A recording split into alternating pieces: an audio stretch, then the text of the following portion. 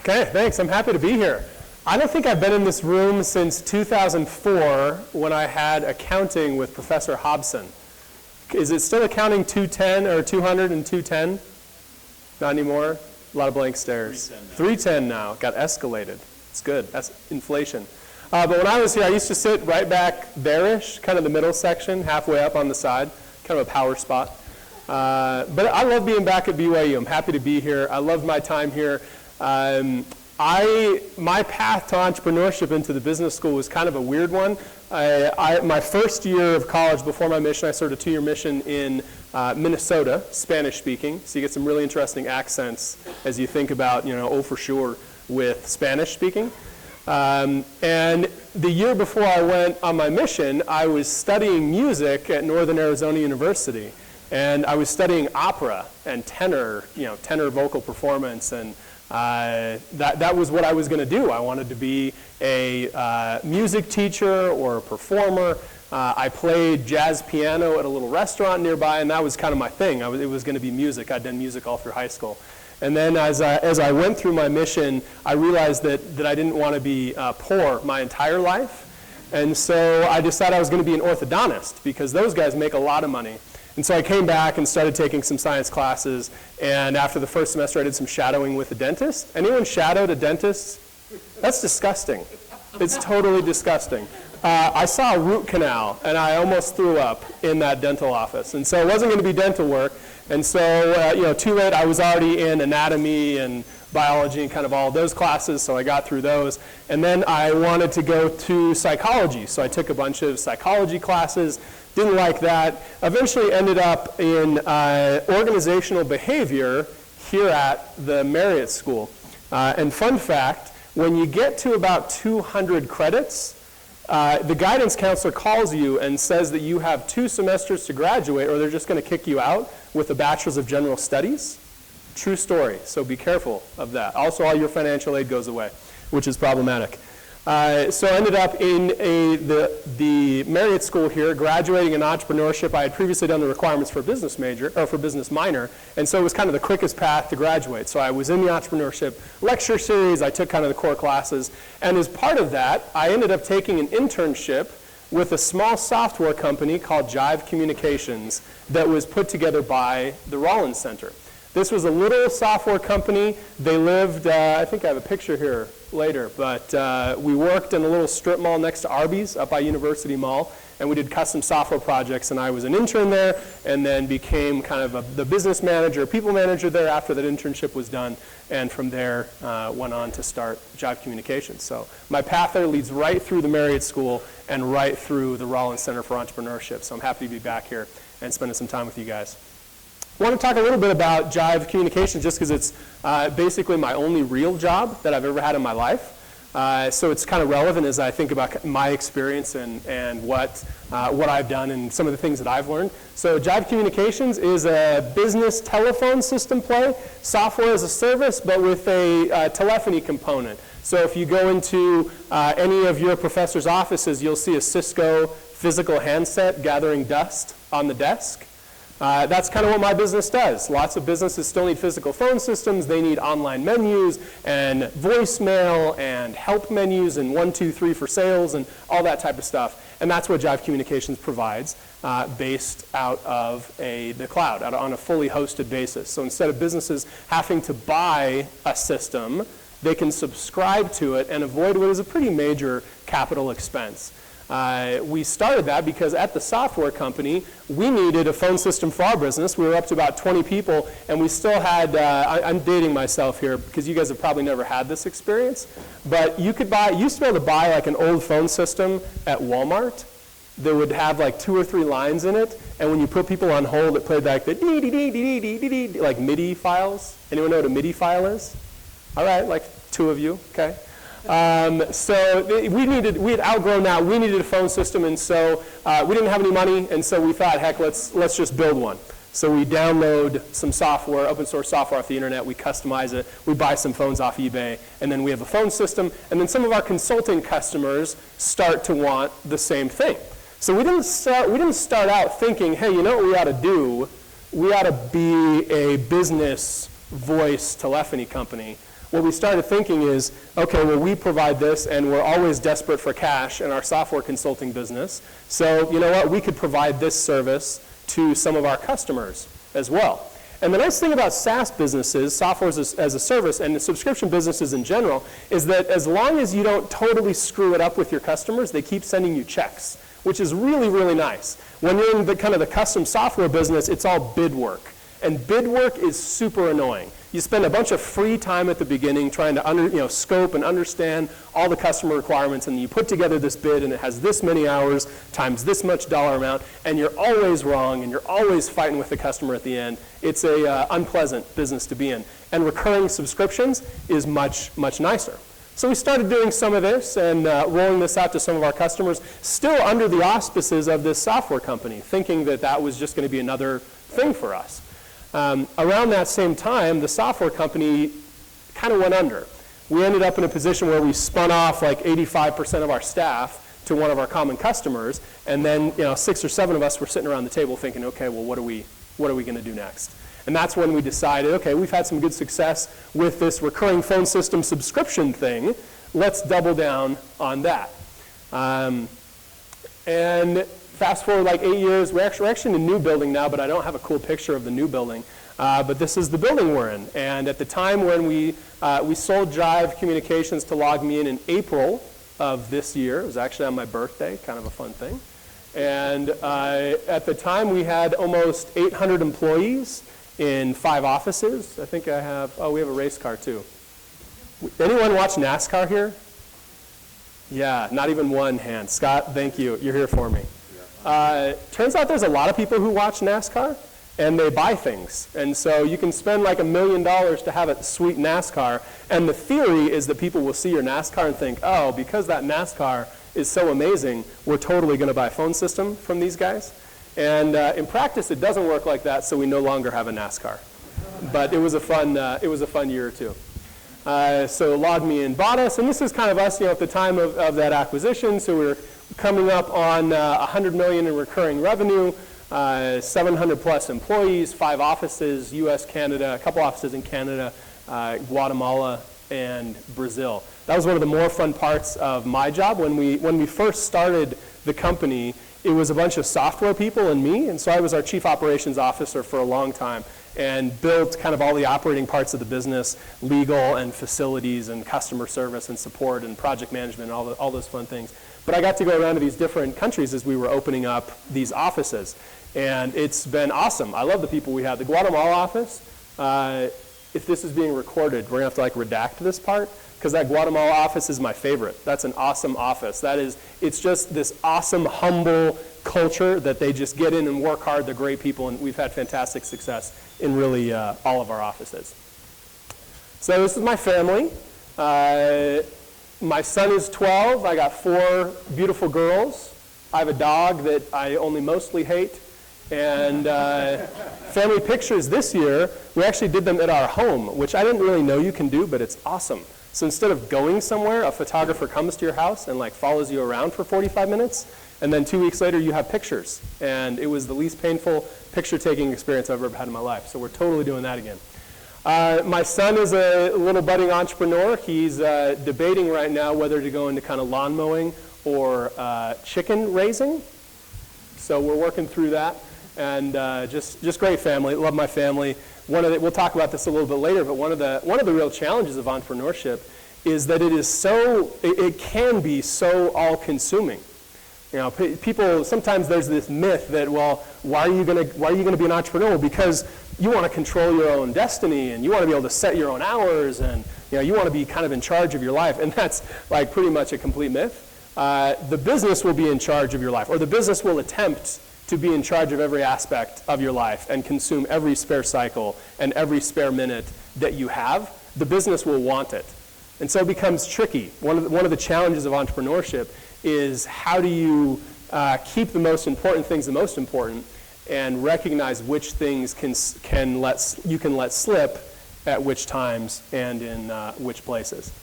So this is my life. It's weird because as you grow old, it happens super gradually, right? So I still feel like I just barely was here in this room taking an accounting class, And just yesterday, my kids were making fun of all the gray that is now in my beard, which is a side note. Being able to grow a beard is kind of a nice perk of graduation, so look forward to that. But it happens so quickly. And I'm following along with my wife in President Nelson's challenge to finish the Book of Mormon this year. And I think there's that phrase like, our lives passed by as it were unto a dream. I'm thinking like, yep, that's pretty much my life. And it's been really good, and I feel like I've learned some great things, and I want to talk to you about some of them today. One of the things that I have thought a lot about is how the choices that we make guide and influence our life, and how important it is to not only make the right choice, but also just to make choices in general. It's so easy for us to just kind of go through and drift through life, and we get super busy, and we're thinking about things, and we're having a good time, and we're working hard, and we can think back through and be like, all right, how many conscious, explicit choices did I make today, or last week, or last month? Meaningful choices where I balanced things out, I thought about what I needed to do, and I made a choice that was consistent with a long-term goal or something that's important to me. I don't know about you guys, but sometimes for me, if I'm not careful, I can go an embarrassingly long time without making any choices that matter. I can just get kind of caught up in the minutia and the trivia of life, and I choose things like, what shirt am I going to put on and what am I going to have for lunch? But in terms of meaningful choices that actually will impact me and my family and my business and my eternal soul, it's easy to kind of go by and not make any of those. So I wanted to talk about 3 today that to me have been important and meaningful as I've thought about my life. And they are choosing to embrace challenge, choosing to be purposeful and present, and choosing to never stop learning. And we'll talk about each of these. And I think they're related, right? As we move from kind of one to the next, these are different themes that in my life have really helped to get me where I am today. So this first one, let's talk about embracing challenge. So this is when we had relatively recently started the business. And that funny looking guy over there is me. I know it's hard to believe. We started this with 6 partners. And at the time that we sold the company, 5 of the 6 partners were still active in the business, which is pretty awesome. And 6 partners is hard. That's a lot of partners. It's nice because it's a lot of people who are willing to work for free or almost free early on in the startup's life. It becomes challenging as you have to manage that transition from when it's not just partners and everyone's equal in title and equal in organizational influence. You have to manage that transition to, okay, now we actually have to build a company with some type of organization and org chart, and that was tricky. But some of these guys are, these guys are some of my best friends still. Andrew Skeen, the second one from the left there, is one of the most humble people I know. He was one of Jive's founders. He was there. He was the guy who actually did really crappy software projects early on in Jive, so that we could afford. I think we paid ourselves $1,000 a month for 3 years plus health insurance. And that was because Andrew Skeen was willing to work at crappy software projects. And today, Andrew Skeen is a senior product manager on the product org. Super chill guy, just wants to make an impact, wants to work hard. These are just some great people. But there's the strip mall next to Arby's. I imagine that many of you have never eaten at Arby's, for which I salute you, because it's not very good. But we were there, and there were some really hard parts of that. When we started the company, I had this weird experience going through university, and then had this internship, and then all of a sudden we were running this startup. And we had the 6 of us. I think it was the 6 of us for maybe a year and a half until we got our first employee that needed a regular paycheck and actual market wages. But all throughout there, so I was essentially the non-software guy. So if it didn't involve writing software, I was the guy doing it. And so that meant that I was selling, and I was supporting customers, and I was figuring out how to make QuickBooks work, and I was signing leases and writing terms of service and all of that type of stuff. And I had approximately 0 experience in any of those things. And that was hard. That was really challenging. There was sometimes a lot of self-doubt of like, hey, are we going to totally screw this up? And that challenge, just being willing to say, okay, well, this is hard, and this is kind of kicking my butt right now, but we'll get through it. I think challenges often come in kind of multiple flavors, right? There's the challenge of the thing you're doing got harder. The way a video game escalates, or the way you try and increase the intensity of your workouts. You're kind of doing the same thing, but it just gets harder and harder. And then there's the challenge and the difficulty that comes from an expansion of the things you have to do, where all of a sudden you're getting asked to do completely new things and deal with completely new situations. And that, incidentally, is parenting. So I feel like entrepreneurship prepared me for parenting in a pretty good way, because your kids are constantly throwing you curveballs. But that was my challenge. One of the challenges at Jive was just how do we constantly embrace and figure out those new things that need to be done.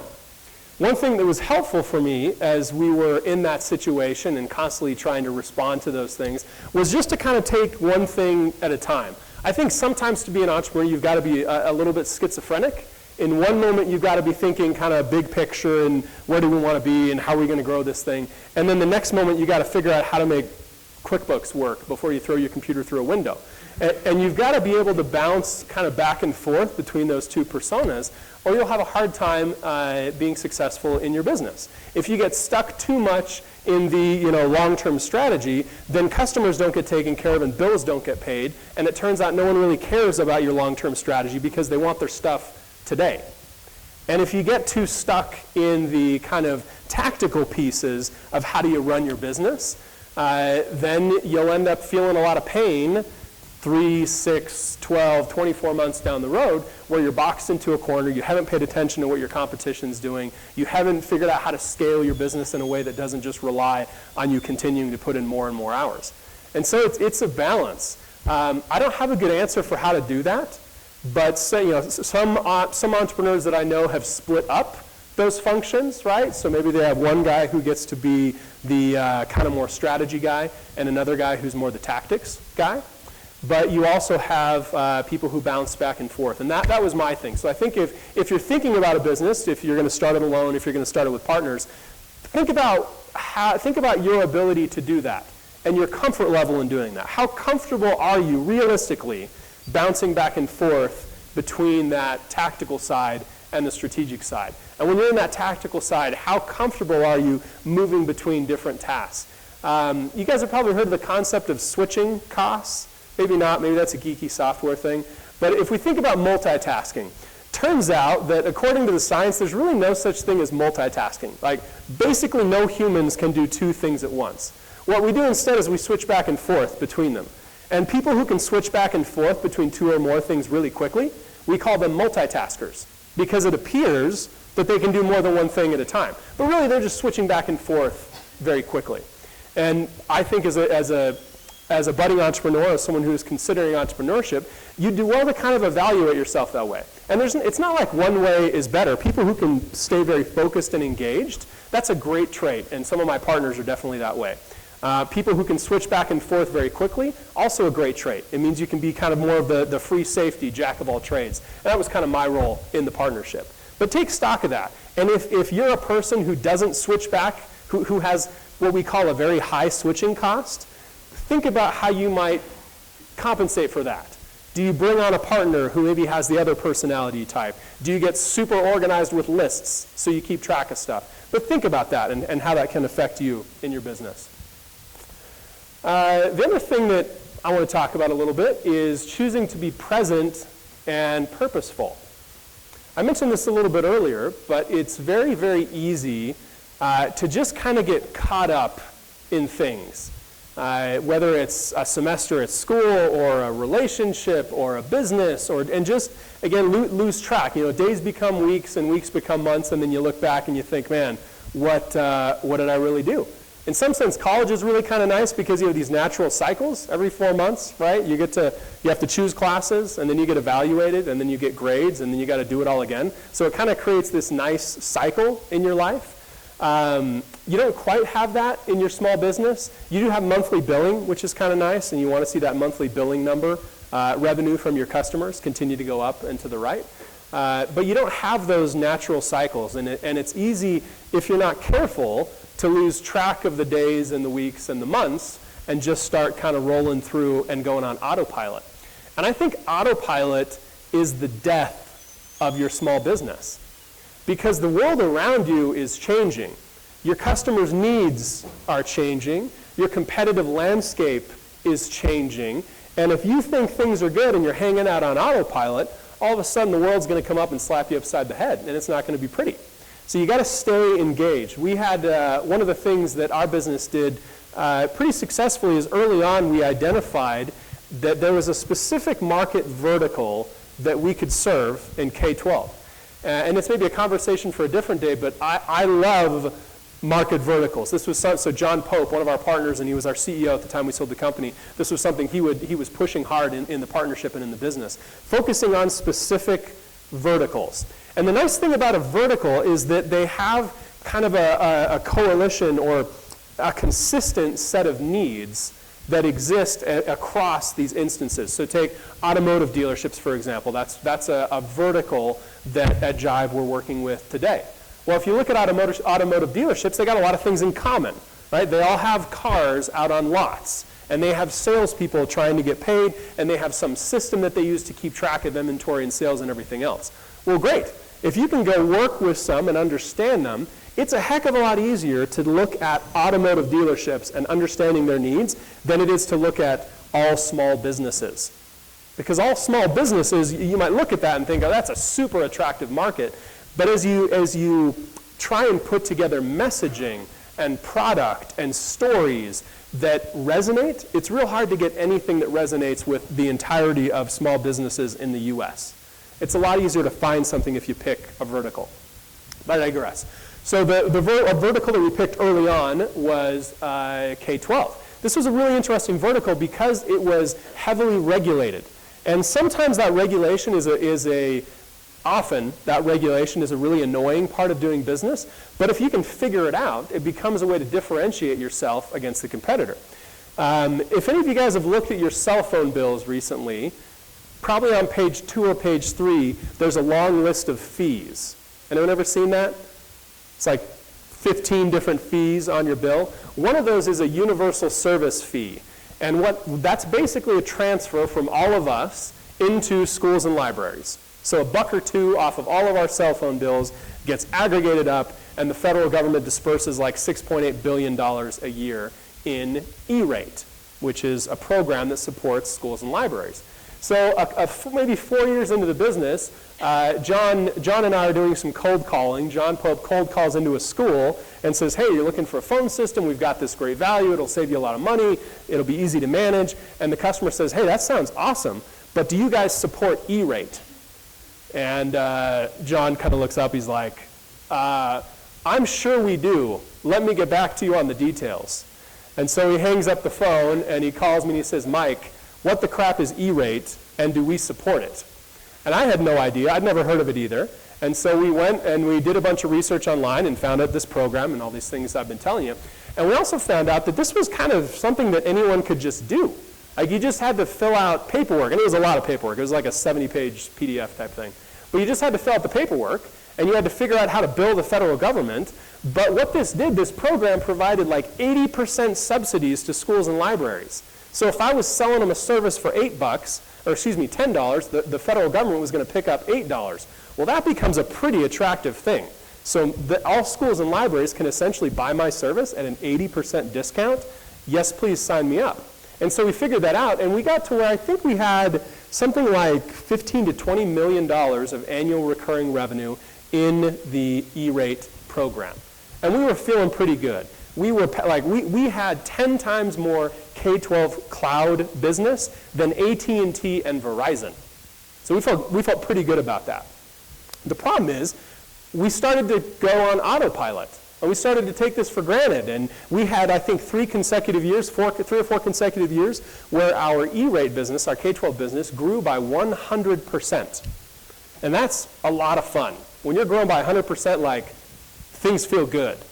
But then there were a couple of changes that happened in the market that because we weren't as present and purposeful in that market as we should have been, we got slapped upside the head with. Specifically, the federal government said, hey, you know what? We love the E-rate program, but I don't think we're going to subsidize voice anymore. We're only going to subsidize Wi-Fi and internet. That was a pretty big change to our business. All of a sudden, these K-12 customers that were paying us, $20 million a year, their costs went up by 400 to 500%. Well, you guys imagine it's your business or you're the superintendent of a school. Your costs go up by 400 to 500%. What do? Well, the first thing you do is you call me and you threaten to cancel if I don't cut your prices in half. And so we had a tremendous amount of pain, and we went from growing 100% from I think it was 2014 to 2015 we grew 100%, and then we were flat from 2016 to 2017. Oh, and incidentally, this was right around the time we were fundraising and raising a growth equity round, so that was super good timing to have our best vertical all of a sudden go flat. And if we would have been more engaged in that market, if we would have been more present there and more looking at these broader trends, we could have seen them coming. The federal government posted and started talking about this change a year before they did it. We just were so comfortable in this market and just started to kind of take it for granted. And again, that complacency, that autopilot, taking any part of your business or your market for granted is puts you at a lot of risk of things outside your control changing. That was a lesson that we learned the hard way. Now, we did make the necessary changes. We tweaked our service offering. We added additional value into the product. And now we're back on that growth trajectory inside K-12. And it continues to be a very strong market for us. Jackie Robinson said, life is not a spectator sport. And it's one of my favorite quotes. It is so easy to become a spectator in your own life and to just let things go and not pay attention to the details. But if you're gonna walk this super hard path that is entrepreneurship, you just got to know what you're signing up for.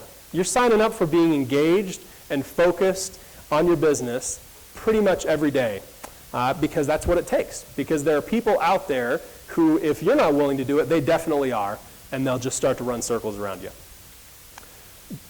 The challenge there is, how do you do that while balancing all of these different things? How do you be present and purposeful across the different aspects of your life? I saw this the other day, and I just kind of thought it was awesome. Because sometimes I feel like the guy on the left, where it's just hard to keep all these things. And now I have to go to my speaker notes because I didn't memorize the quote, but there's a great quote by Brian Dyson, who is the CEO and president of Coca-Cola. Many of you have probably heard this.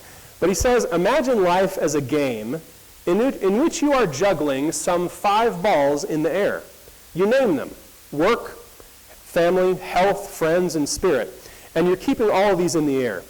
You will soon learn that work is a rubber ball. If you drop it, it will bounce back. But the other 4 balls, family, health, friends, and spirit, are made of glass. If you drop one of these, they will be irrevocably scuffed, marked, nicked, damaged, or even shattered. They will never be the same. You must understand that and strive for balance in your life. And I really like that metaphor of the different balls that you have up in the air. And the reality is that you are going to drop some things.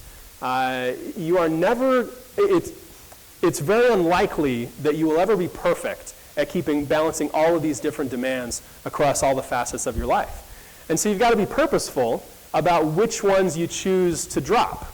You got to decide, are you going to sacrifice some sleep to stay up because you need to leave early to go see your kid's football game? Are you going to let someone else take this meeting with this customer? How are you going to balance these different things in your life? I don't personally love the word balance when we think about work-life balance, because to me that seems to imply kind of a static equilibrium, that I just have to find it and then I just have to maintain it. And if I hold everything in balance, everything will be good. I had some great advice once from a gentleman who ran a $5.8 billion division of Huntsman Chemical. And his advice was, I don't think about balance. I think about flow, and I think about being where I need to be when I need to be there. And you have to flow back and forth between different elements of your life. based on what those elements need at any given moment. And I thought that was pretty interesting. But we have, at the end of the day, some things are going to drop. And so we have to think about which balls are we going to let fall. President Hinckley said something similar. He talks about the obligations that each of us have. This was back in 1999. It was he had recently spoken to, it was a group of students not at BYU, but talked about the 4 obligations that we have. We have an obligation to our vocation, to our family, to the church, and to ourselves. And how do we balance those obligations? And then he says, these are the great days of your preparation for your future work. Do not waste them. Take advantage of them. Again, he's speaking to college students.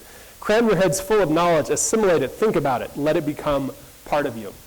He goes on in this article. It's a really interesting article in 1999 to talk about each of those 4 obligations in detail and how we can balance and support them. So I recommend that to you for future reading. The last thing I kind of want to talk about here is the choosing to never stop learning. And that comes in a lot of different flavors, right? There's the formal kind of classroom instruction that you guys are part of. I love the recent push at BYU towards kind of more inspired learning, towards experiential learning. I think it's fantastic. I hope that you guys are taking advantage of those opportunities, whether they're formal internships or just whatever else they are. But just you make a choice to never stop learning. And while you're here at BYU, just love it. Just take advantage of all the great opportunities that there are. I felt like I was super busy as a college student. I had classes, I was teaching at the MTC, I was dating. You feel like you're super busy, and then you go out and start a company and start a family, and you look back on your college days and you're like, oh man, that was so nice. That was so awesome. So just take advantage of it. And that cheesy Robin Williams quote, right? Well, he's quoting someone, but it's in Dead Poets Society, to suck the marrow out of the bones of life. Does someone know who actually wrote that? Who's that quote actually by? We'll figure it out later.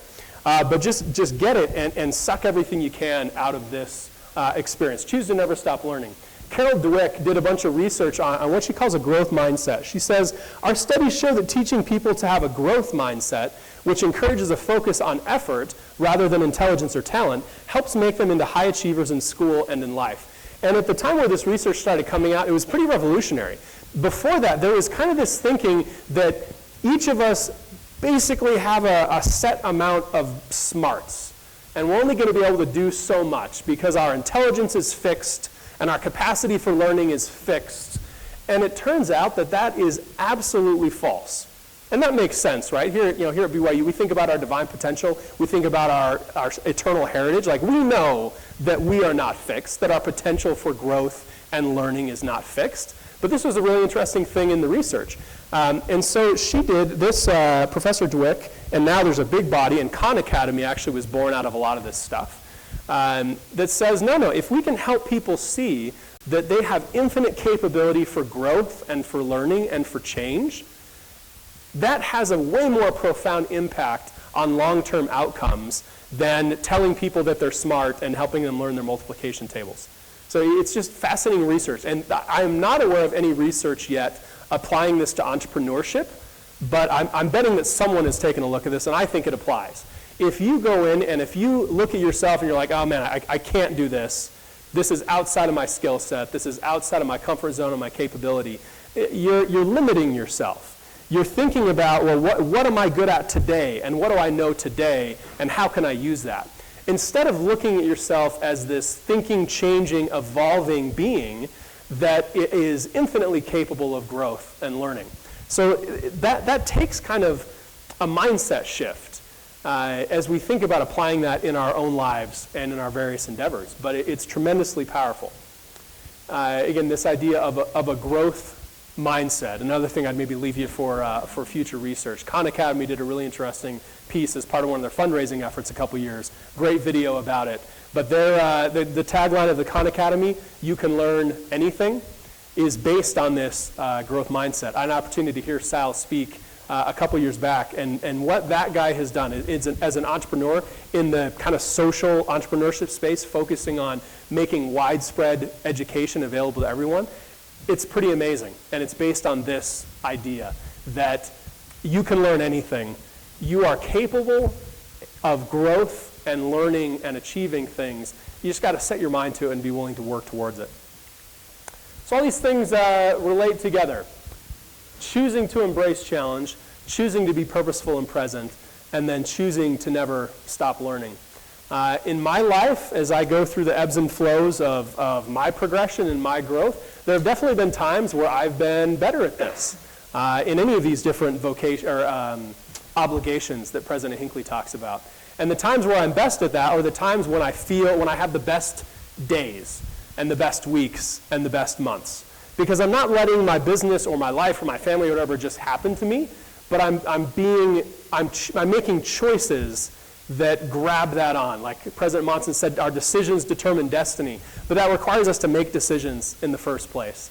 That is